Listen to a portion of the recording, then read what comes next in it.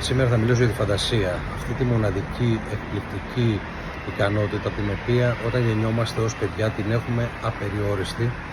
και έμφυτη, ενώ όταν μεγαλώνουμε σιγά σιγά τη χάνουμε για διάφορους λόγους που δεν θα αναλύσω σε αυτό το βίντεο. Έβλεπα λοιπόν το Σαββατοκύριακο τα παιδιά μου σε ένα κομμάτι άμμο, το οποίο ήταν σε ένα κεκλειμένο επίπεδο,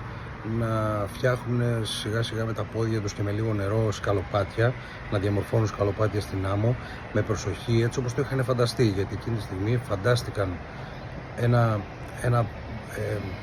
βουνό από άμμο, το φαντάστηκαν να έχει σκαλοπάτια και να κατεβαίνει, και αυτό κάθισαν να το δημιουργήσουν και μπορεί να ασχολούνταν και πάνω από μισή ώρα με αυτό, με απίστευτη προσήλωση,